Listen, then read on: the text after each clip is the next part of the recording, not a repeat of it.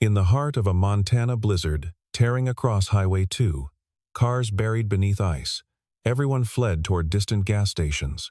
Liam Carter, a single father in a battered pickup, slammed the brakes before a spinning SUV. Glass shattered. Cold air flooded the cabin.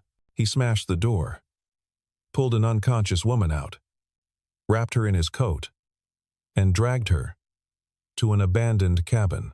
He didn't know she was Audrey Sterling, the CEO who would sign his termination papers tomorrow morning. Montana winter stretched across the valley like a white shroud, the kind of cold that bit through bone and turned breath to smoke. Highway 2 cut through the desolate landscape, connecting the sleepy town of Ridgemont to the Sterling Dynamics Montana plant, a sprawling facility that hummed day and night, feeding components to aerospace manufacturers across 3 continents. In this world of contrasts, warmth fought against cold, people against systems, simplicity against power. Liam Carter was 36, a night shift mechanic at the Montana plant, though he'd once been something more, a former aviation maintenance engineer. He'd walked away from that life after family tragedy reshaped everything he knew. Now he lived by a simple code: do the right thing, even when nobody's watching. His days revolved around keeping machines alive and his daughter safe, 2 missions that demanded everything he had. His hands bore the calluses of honest work, grease permanently etched into the creases of his palms. He drove a 12-year-old Ford pickup with 200,000 miles on it, delivered packages on contract during daylight hours, then clocked in at the plant when darkness fell. The double shifts kept food on the table and paid for Bridget's school supplies. Bridget Carter, 7 years old, sat at their kitchen table most evenings, building wind turbine models from scrap metal and cardboard, her small fingers surprisingly deft. She worshipped her father with the uncomplicated devotion only children possess, drew pictures of fireplaces with careful crayon strokes, and wrote beneath them in wobbly letters, "Warm beats storm." Her second-grade teacher had called her gifted. Liam just called her his reason. But the plant had secrets Liam couldn't see, currents moving beneath the surface like ice forming on a winter lake. In a glass tower 3 states away, executives reviewed spreadsheets with clinical detachment, and someone had decided that 11% of the night shift needed to disappear. Audrey Sterling was 34, beautiful in the sharp way of expensive things, cold in the manner of those who've learned that warmth invites weakness. As CEO of Sterling Dynamics, she carried the weight of quarterly expectations, board demands for 7% profit margin increases, and media outlets eager to paint her as the ruthless woman who inherited Daddy's empire. She hadn't inherited anything. She'd earned it, degree by degree, project by project, soul-hardening decision by soul-hardening decision. The board wanted results. The shareholders wanted growth.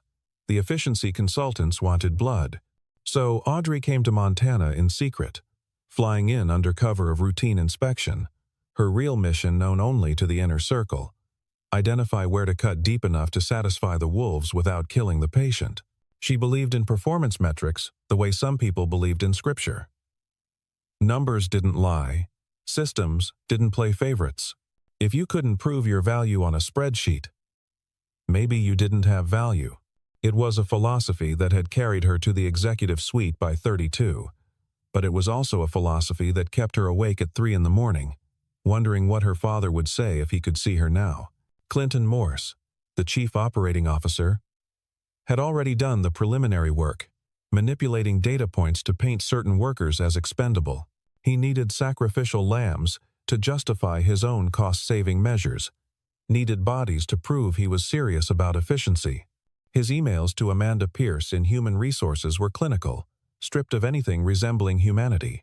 Henry Blake, the chief financial officer, spoke in the language of formulas and fiscal quarters. To him, people were line items, benefits were overhead, and safety protocols were expensive inconveniences that ate into margins. But Otis Palmer, the plant floor manager, a man who'd spent 40 years inside these walls, knew what the spreadsheets couldn't show. He knew that cutting night maintenance didn't just trim fat, it severed arteries. He knew that old equipment needed experienced hands, that safety systems required vigilant eyes. that some knowledge couldn't be downloaded from a training manual. On Audrey's laptop, buried in an encrypted folder she hadn't yet opened, sat a document titled Phase 1 Reductions. Liam Carter's name appeared on line 17. The radio in Liam's truck crackled with news of a female CEO conducting surprise inspections at Montana facilities. He turned the volume down, focused on the road, focused on getting home to Bridget. The sky had gone from gray to charcoal, and the weather service was upgrading warnings to emergencies. The blizzard hit Highway 2 like divine wrath, visibility dropping to arm's length in seconds. Audrey's rented SUV, a luxury model with all-wheel drive and every electronic safety feature Detroit could engineer, meant nothing against black ice and wind that pushed 40-ton trucks sideways. Her phone showed no signal. Her GPS flickered and died. The last thing she remembered was headlights, the sickening sensation of rotation, the dashboard rushing toward her face. Liam saw the hazard lights first, a weak pulse of amber in the whiteout. Every instinct screamed to keep driving, get home, get safe. But his foot found the brake pedal instead, muscle memory from another life, when he'd been the guy who ran toward problems while others ran away. He left the engine running, pulled his collar up, and stepped into wind that tried to shove him back. The SUV sat at a 45-degree angle, front end buried in a snowbank, driver's side door crumpled like aluminum foil. Through the spider-webbed glass, he could see a woman slumped against the deployed airbag, blood trickling from a cut above her eye. Liam's toolbox yielded a pry bar. He wedged it into the doorframe, put his back into it, felt the metal groan and give. The woman's seatbelt had locked, trapping her against the seat. He pulled his knife, sawed through the nylon strap, caught her as she fell forward. 2 fingers pressed to her neck, found a pulse. Steady, but weak. She was breathing. That was enough. He stripped off his red flannel coat, the one Bridget had picked out at the thrift store, because it looks like fire, Daddy, and wrapped it around the unconscious woman. The fabric was warm from his body heat, and he tucked it tight around her shoulders before lifting her in both arms. The abandoned hunting cabin sat 200 yards off the highway, down a trail only locals knew. Liam had passed it 1,000 times, never needed it until now. He kicked the door open with his boot, laid the woman on the floor near the stone fireplace, and went to work. Dry alcohol tablets from his emergency kit got a fire started. Old newspapers someone had left behind fed the flames. Within 10 minutes, orange light flickered across rough-hewn walls, and heat began pushing back the cold. The woman stirred, eyelids fluttering. Her first instinct was control. You could see it in how her hand moved to check for her phone, her bag, her files. But none of that was here. Just firelight, and a stranger, and the sound of wind trying to tear the world apart outside. Your name? Her voice came out as a rasp, damaged by cold and shock. Liam. She studied him through the haze of pain and confusion, making calculations he couldn't read. I'm Audrey. She didn't offer a last name. That simple omission changed everything, and nothing. Liam noticed her wrist, swelling already, the joint at an angle that made him wince. He found a straight piece of wood from the kindling pile, tore strips from an old blanket, and fashioned a splint with the kind of improvisation that came from years of making broken things work. His hands were gentle despite their roughness, and Audrey found herself watching those hands more than his face. You have someone waiting for you? Liam asked, feeding another log to the fire. Audrey almost laughed. Waiting. As if anyone in her life operated on something as quaint as waiting. No. You? My daughter. She's 7. Obsessed with wind turbines. The pride in his voice was unmistakable. Builds them out of scrap parts. Says she's going to power the whole valley someday. Audrey felt something crack inside her chest. Just a hairline fracture. Easy to ignore. When was the last time someone had spoken to her about dreams instead of deliverables? She turned her face toward the fire, hiding whatever expression had escaped her control. The wrist splint held. The fire burned steady. Outside, the storm raged like it had personal grievances against Montana. The cabin became its own small world, firelight the only thing standing between them, and the consuming dark. Audrey hated this, hated the loss of control, hated depending on a stranger. Every instinct screamed to take charge, establish dominance, create structure. But here, in this primitive space, those instincts had no purchase. "We should wait for dawn before trying the highway," Liam said. It wasn't a suggestion, just a statement of fact delivered without authority, which somehow made it more convincing. Audrey wanted to argue, but the wind howling through cracks in the walls made her point moot. "In my world, efficiency determines who stays." Liam poked at the fire, sent sparks spiraling upward.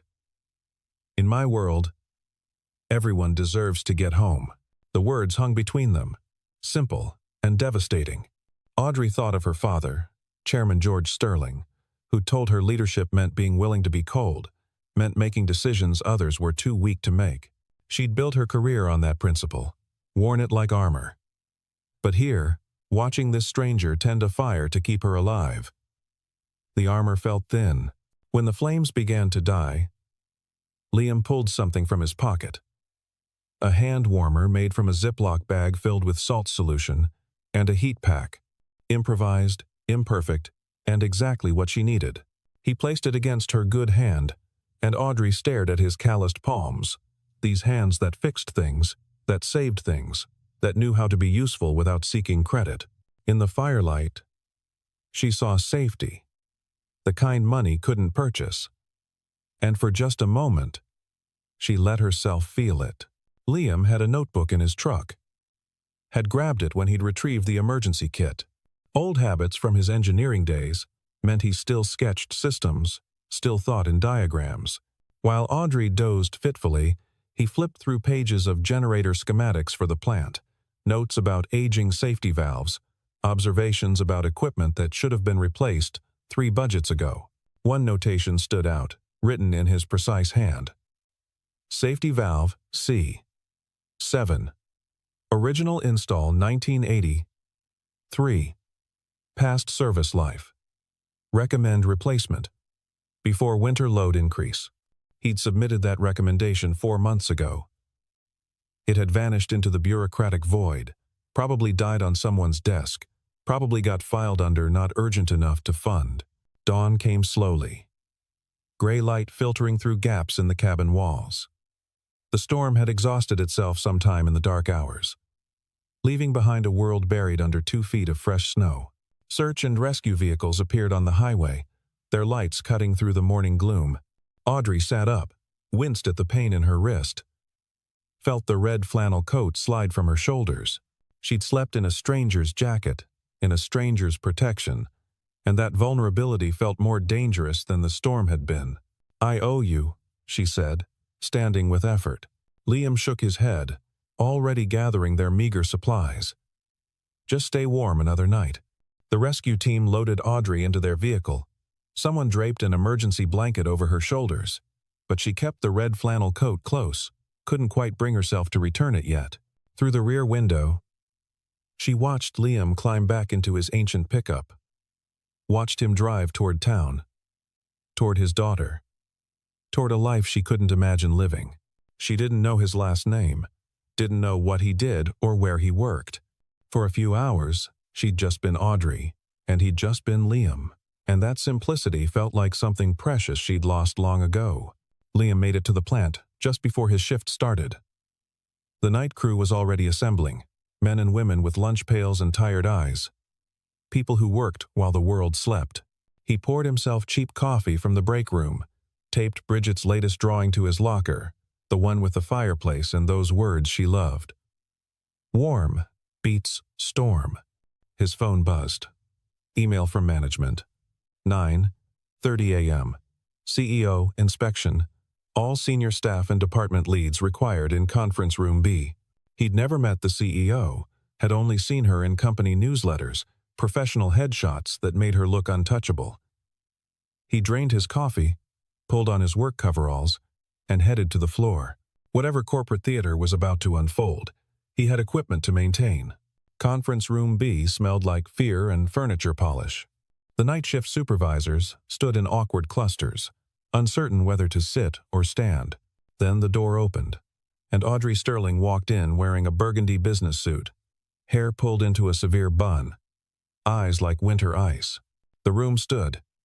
Liam felt the floor tilt beneath him. Audrey's gaze swept the assembled faces, professional and detached, until it landed on Liam.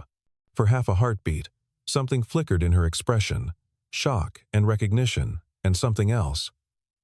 But then it was gone, replaced by the mask she wore like a second skin. Clinton Morse launched into his presentation. Spreadsheets projected on the wall. Charts showing labor costs in angry red. Henry Blake emphasized overtime expenditures, talked about burning money on redundant coverage. The night shift, he explained with clinical precision, was where inefficiency lived. A document flashed on screen, too quick for most to read. But Liam caught his own name scrolling past. Test reduction targets, the header read. His stomach went cold. Otis Palmer, gray-haired and solid as old timber, pushed back. You cut night maintenance. You're gambling with safety. This equipment is 40 years old, needs experienced eyes on it. Equipment has diagnostic systems, Clinton countered smoothly. We can't justify legacy staffing based on outdated protocols. Audrey sat at the head of the table, her bandaged wrist hidden beneath the sleek cuff of her jacket. She looked at that wrist, felt the phantom pressure of Liam's hands, creating a splint from scraps. On her notepad, she'd written, "Cut, night maintenance." But now her pen hovered over it, hesitant. She crossed it out. Nobody noticed. The inspection tour began with Audrey moving through the plant like a general reviewing troops. Clipboard, checklist. Questions delivered in rapid-fire succession. Liam was assigned to assist. Answer. Technical queries. Demonstrate systems. He kept his responses short, professional, accurate. When she asked about hydraulic pressure tolerances, he gave her exact numbers. When she questioned maintenance intervals, he cited the manual from memory. Then they reached Sector 7, where a coolant line was weeping fluid. The vendor quote for repair sat on someone's desk, still pending approval. 3 weeks old. Liam grabbed a spare compression clamp from the parts cage, adjusted the fitting with practiced efficiency, and sealed the leak in under 20 minutes. Why didn't you call the vendor? Audrey asked. Because we could fix it ourselves in 20 minutes. Liam wiped his hands on a rag. Saved about $2,400 and 3 days of downtime. Clinton appeared from nowhere, a shark smelling blood. He improvised, bypassed proper procurement channels. Audrey turned to Liam. Write up your method. Include safety verification. On my desk by end of shift. Liam nodded, walked away to find paper. He wrote by hand, clear block letters, each step documented with the kind of precision that came from understanding that details mattered, that someone's life might depend on following the process correctly. The report was thorough, professional, and undeniably competent. His phone rang during the write-up. Bridget's teacher. His daughter had won the school science fair, first place for her recycled materials turbine. Pride flooded through him, pure and bright. Audrey was nearby, close enough to see his face transform. For just a second, the ice in her expression melted. Then she rebuilt it, brick by brick, because CEOs didn't get distracted by employees' personal victories. But she'd seen it, and she couldn't unsee it. The gas line in the casting sector had been problematic for weeks, pressure sensors throwing intermittent warnings that maintenance logged but couldn't replicate. The vendor had provided budget sensors, approved by Clinton Morse himself as a cost-saving measure. They worked 98% of the time. The other 2%. They lied. At 2:15 in the afternoon, while the day shift hummed with normal production noise, the sensor reported all clear. The pressure gauge told a different story, but the gauge was old, analog, the kind of thing people had learned to mistrust in favor of digital readouts. Clinton stood in the observation booth, watching production numbers climb. "Don't stop the line," he told the floor supervisor. "We're losing 120,000 per hour when we're down." Below, safety valve C7, installed in 1983, began to whistle. Just a small sound, easily missed under the industrial din. But Liam heard it, that particular pitch that meant pressure building where it shouldn't. He hit the emergency stop, pulled the alarm that shut down the casting line. Clinton's voice exploded through the radio.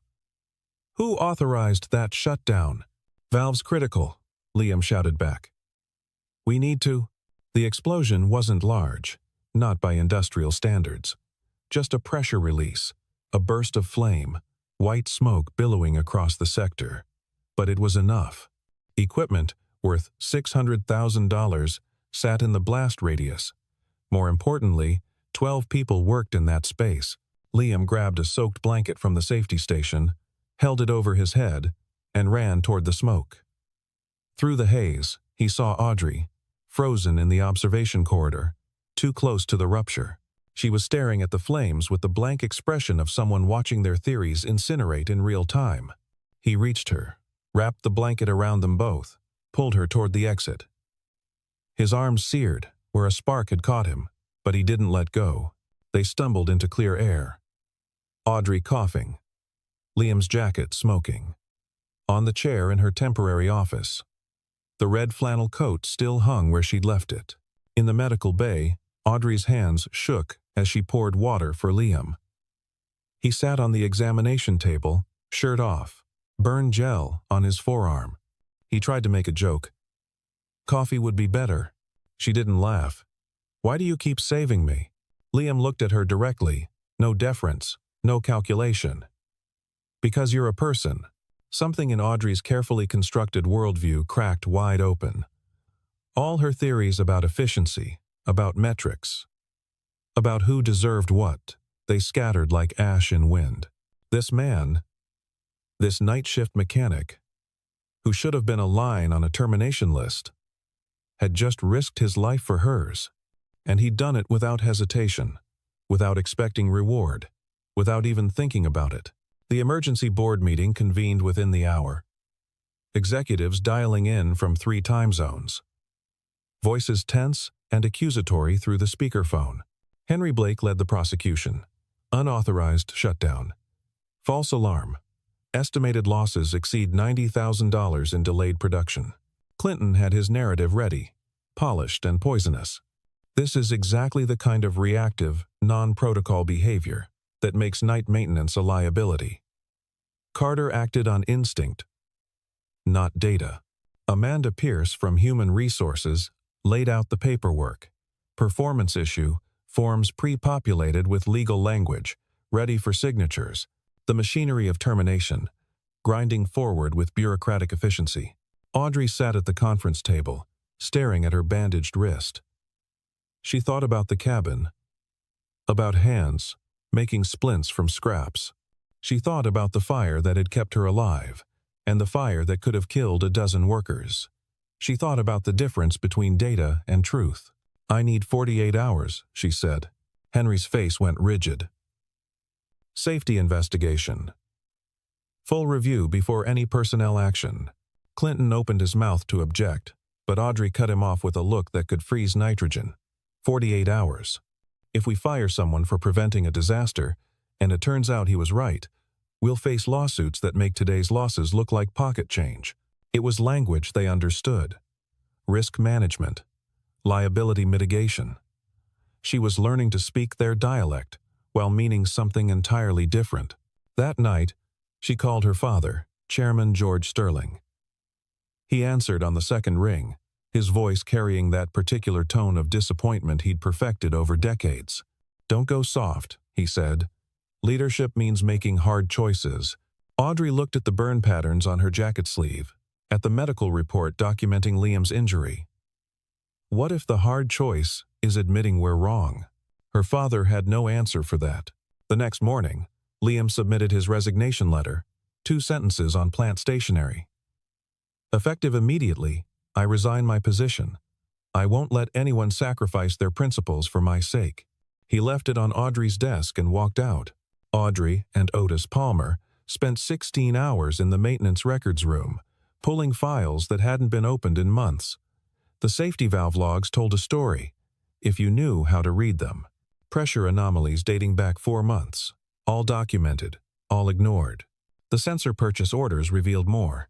Clinton had approved the budget vendor over engineering recommendations, saved $42,000 on equipment, buried the objections under procedural language.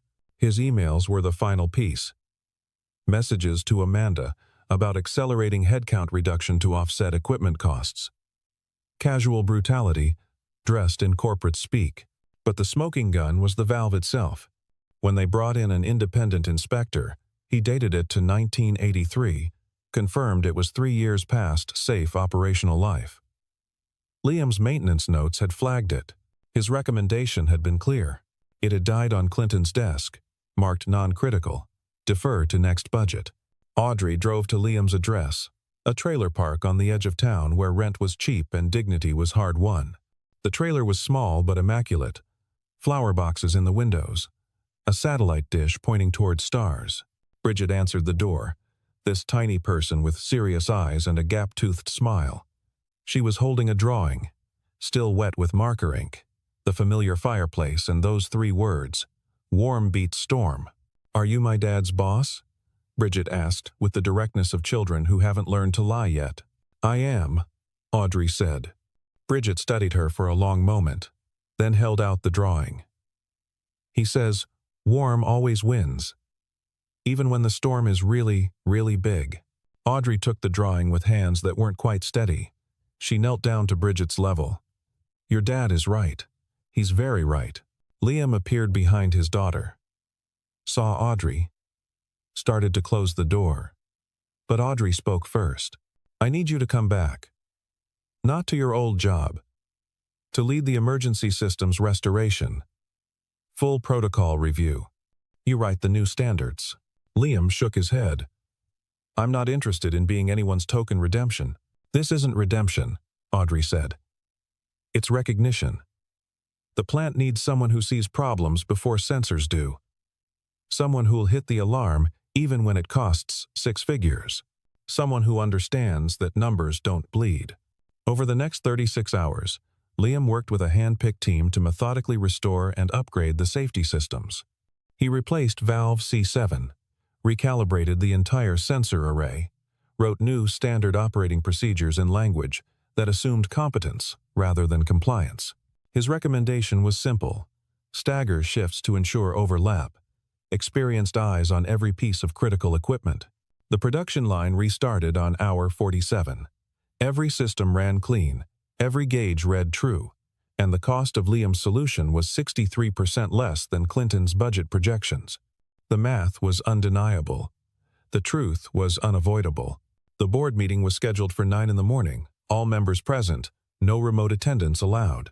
Audrey stood at the head of the table with a laptop, a stack of maintenance logs, and absolutely nothing left to lose. She walked them through it. The video footage of the near miss, the sensor data proving the alarm was justified, the email trail showing how cost-cutting had created the crisis, the opportunity cost analysis showing that Liam's shutdown had prevented an estimated $4.2 million in equipment damage and unknowable costs in human injury. Clinton Morse sat silent, watching his carefully constructed narrative collapse. Henry Blake's expression went from stern to carefully neutral. As the liability implications became clear, Amanda Pierce quietly withdrew the performance issue documentation. "The failure," Audrey said, her voice steady and clear, "was in leadership, in choosing metrics over safety, in valuing efficiency over wisdom. Clinton Morse approved substandard equipment and suppressed engineering recommendations. That ends today." The vote was unanimous. Clinton was suspended pending full audit. The vendor contracts were under review, and Audrey stood before the board with a new proposal. "I'm creating a new position, night shift engineering supervisor, not based on credentials, but on demonstrated expertise and judgment under pressure. I'm appointing Liam Carter." One board member objected. "He doesn't have the degree." "He has something better," Audrey replied. "He has the courage to stop the machine when the machine is wrong." The announcement was made on the plant floor. All shifts assembled. Audrey stood on the loading dock, looking at faces weathered by years of work. eyes skeptical from years of broken promises. "The person who saved this plant," she said, "was someone we almost threw away. Someone we almost fired for having the audacity to be right when the data was wrong. That changes now. We build systems around wisdom, not the other way around."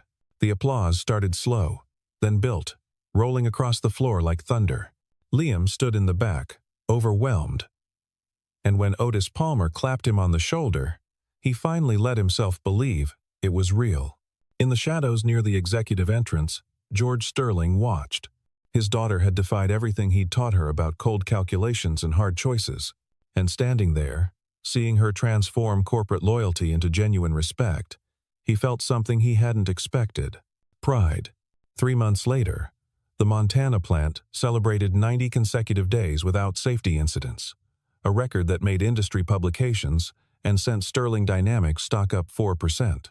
Local media praised the company's revolutionary safety culture, and corporate sent photographers to document the success. But the real story was smaller, quieter. Bridget Carter won the regional science competition with a wind turbine built from plant scrap metal, each piece donated and documented. Audrey established a STEM scholarship fund for local kids. No press release, no logo, just money that let dreams become engineering degrees. On a Friday evening, as spring began pushing back winter, Liam grilled burgers in the trailer park's common area. Bridget ran between tables, explaining turbine blade angles to anyone who'd listen. Otis Palmer brought potato salad and stories from 40 years inside those plant walls, and Audrey Sterling sat on a picnic bench, wearing jeans and the red flannel coat, looking more at peace than a CEO had any right to be. "First time I felt warm for the right reasons," she said quietly. Watching fire dance in the portable grill, Liam handed her a burger, their fingers touching briefly. "Storms still come, but we've got fire now." In the distance, the Montana plant hummed its steady rhythm, lights glowing against the darkening sky. Somewhere inside, Liam's handwritten safety protocols were taped to equipment, reminders that wisdom and efficiency could coexist, that the right person in the right moment could save more than numbers could measure. Bridget brought her drawing over, the one Audrey had kept, now laminated and worn from being carried everywhere.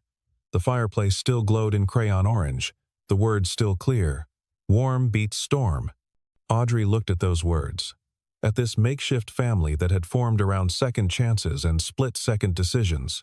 She thought about the person she'd been in that cabin, stripped of title and authority, just someone who needed saving. She thought about the person she was becoming, someone who understood that the strongest structures were built on trust.